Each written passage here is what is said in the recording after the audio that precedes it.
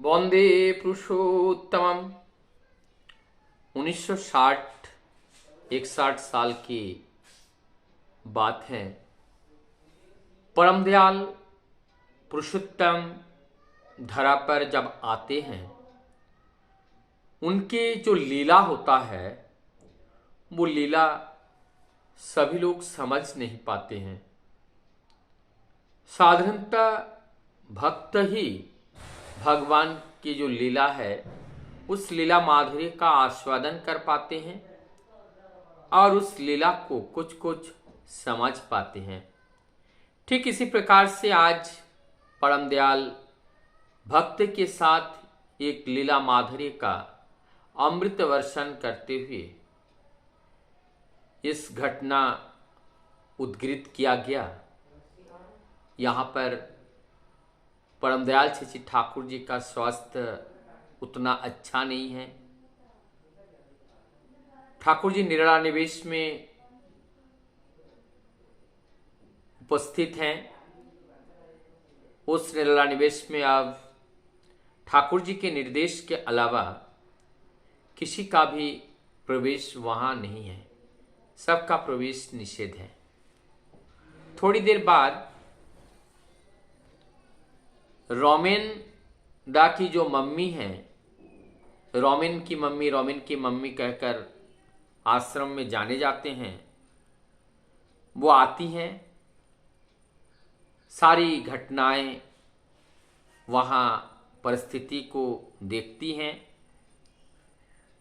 फिर मन के अंदर से कोई ऐसा आवेश आया। अब वो कह रही हैं, मैं अब केवल ठाकुर देख के प्रणाम करके मैं चली जाऊंगी, मैं कुछ नहीं करूंगी। वो जोर जोर से चिल्ला चिल्ला कर बोल रही है। सत्संग जगत में सभी लोग जानते हैं, जो रविन की मम्मी आश्रम में उनका बहुत बड़ा कद, ठाकुर जी निरंतर उनके हर आवश्यकताओं के बारे में ख्याल रखते थे और सारी आवश्यकताओं को पूर्ण करने का प्रयास भी करते थे।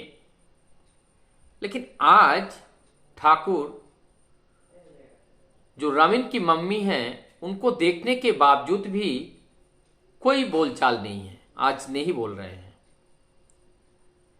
नहीं तो दूर से ही ठाकुर जी रविन की मम्मी कहकर पुकारते थे। तब वहां पर जब प्रणाम किए,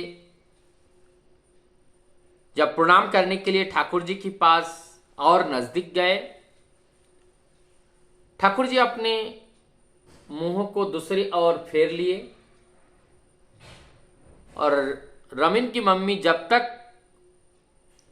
वहां बैठी रही तब तक जो है ठाकुर जी अपना मुंह उधर नहीं किए। फिर थोड़ी देर बाद रविन की मम्मी वहां प्रणाम करके चली जाती हैं और चले जाने के बाद वो रविन की मम्मी की मृत्यु हो जाती है। आज ये जो घटना है, इस घटना को अगर विवेचना करें कि परम पिता, विश्व पिता, जगत पिता पुरुषोत्तम आज उनके प्रिय शिष्या रविन की मम्मी, जो प्रत्येक दिन ठाकुर की सेवा में, आश्रम के किसी ना किसी कार्य में उनका एक अलग महत्व था। आज ठाकुर जी उनसे कोई बात नहीं किए, तो क्या वो जगत पिता, विधाता स्वयं सब कुछ जानते हैं कि आज इनसे अगर मैं बात करूं तो इनका जो माया एवं जो बंधन शरीर का वो बंध सकता है। शरीर का बंधन अच्छा नहीं होता है, इसलिए ठाकुर जी ने शायद कोई बात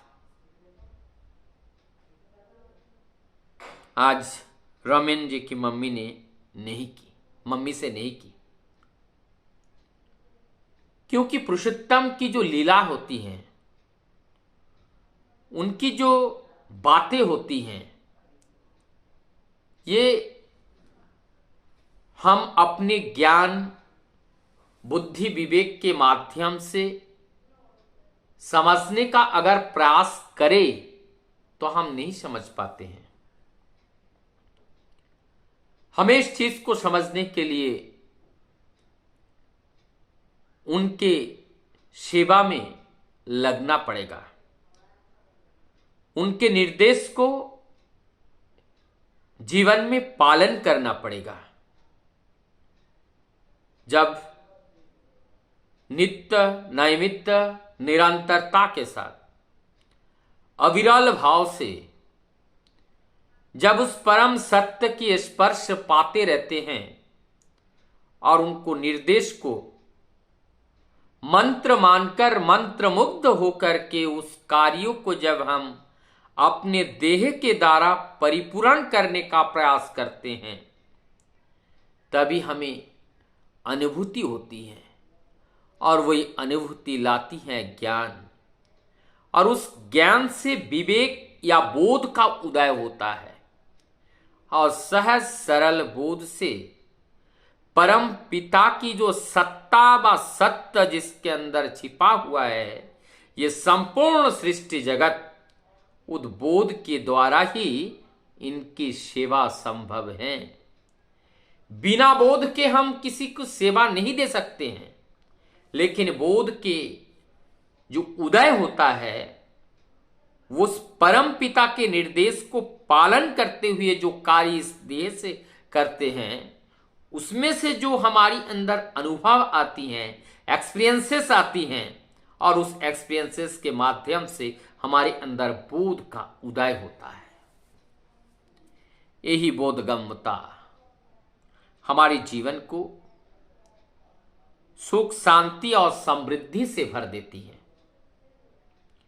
और यही पाने के लिए अर्थात आत्म उन्नयन के लिए हमारी जो सूरत है, हमारे अंदर जो आर्ज हैं, वो जो आवेग हैं, उस आवेग परम पिता के वेग के साथ संवेग में तब्दील करना पड़ेगा। तभी वास्तविक अनुभूति और ज्ञान समझ में आएगा, तभी हम कुछ कुछ ठाकुर को समझ पाएंगे। और जब समझने का मतलब विश्वास स्थापित होगा, और ये विश्वास ही हमारी जीवन को सफल और सुफल भी बनाता है। बिना विश्वास के जीवन में ना तो हम कुछ पाते हैं, ना तो हम इसमें डूब पाते हैं, ना इसमें निर्भर कर पाते हैं। हमारा जीवन एक ऐसा यंत्र की तरह हो जाता है जो किसी कार्य में सहयोग नहीं कर पाते हैं, जिसको दूसरे शब्द में हम कह सकते हैं निष्क्रियता को प्राप्त करते हैं। कब? जब हम प्रभु से विमुख हो जाते हैं। लेकिन जब हम प्रभु इष्टमुखी होते हैं, इष्ट को सम्मुख रखकर जब जीवन चलते हैं, जब हम इष्टमुखी होते हैं, तभी हमारे हृदय में भक्ति, प्रेम, ममता, करुणा, दया, माया सब कुछ का उदय होता है। और यही है ठाकुरत्व, ठाकुर तत्व, और यही ठाकुर तत्व ही हमारी जीवन की शक्ति, सामर्थ्य, बोध सब कुछ होता है। यही हमारी संपत्ति है।